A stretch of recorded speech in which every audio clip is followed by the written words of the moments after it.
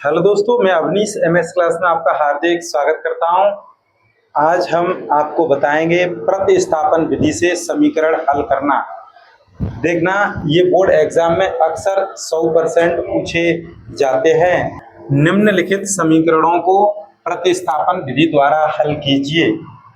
ये दो समीकरण दिए गए हैं, 2x प्लस के 3y प्लस के 8 इक्वल टू 0 और x minus y minus 1 equal to 0। इन्हें हमें प्रतिस्थापन विधि से हल करना है। तो देखना, सबसे पहले हम यहाँ लिखेंगे हल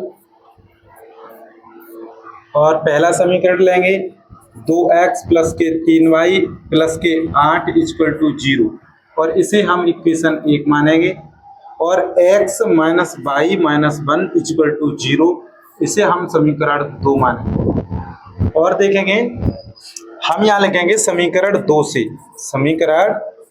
से यहाँ पे कोई सा भी यदि x का मान निकाल लीजिए y के पदों में। तो देखना, x का मान y के पदों में कैसे निकालेंगे समीकरण 2 से। तो समीकरण 2 दिया है x minus y minus 1 equal to 0 और x का मान निकालेंगे तो देखना y उस तरफ भेजेंगे तो ये धन की हो जाएगी और ये माइनस का 1 उस तरफ जाएगा तो प्लस 1 हो जाएगा और इस प्रकार से ये समीकरण हमारा 3 हो जाएगा। x का मान y के पदों में हमने ज्ञात कर लिया है। अब देखना, समीकरण 3 का मान समीकरण यदि ये जो मान निकल के आया है वो यदि समीकरण 2 से निकाला है तो हम समीकरण 1 मतलब 1 में रख देंगे। समीकरण 3 का मान समीकरण 1 में रखने पर अर्थात हम कह सकते हैं समीकरण 3 का मान 1 में प्रतिस्थापित करने पर।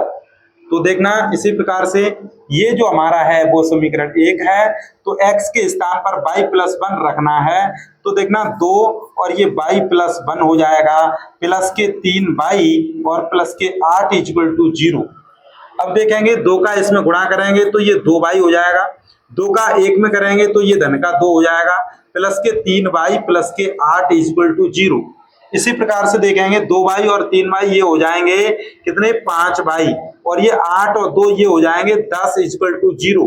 तो ये 5y इक्वल टू ये 10 उस तरफ जाएंगे तो वो कहीं ना कहीं माइनस के 10 हो जाएंगे।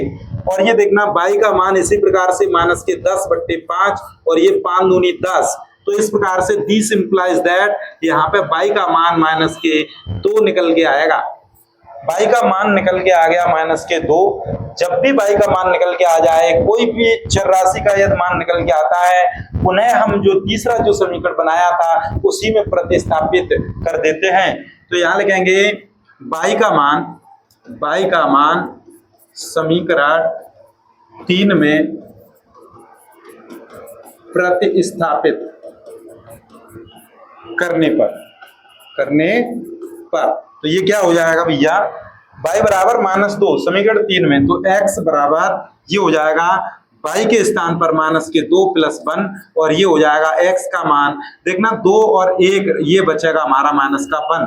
तो इस प्रकार से हमारे देखना x का मान होगा -1, y का मान होगा हमारा -2। तो इस प्रकार से हमने ये प्रतिस्थापन विधि से इन दोनों समीकरणों को हल करके x और y के मान निकाले हैं। यदि आपको ये प्रश्न समझ में आया हो तो वीडियो को लाइक, शेयर और सब्सक्राइब अवश्य करें। धन्यवाद।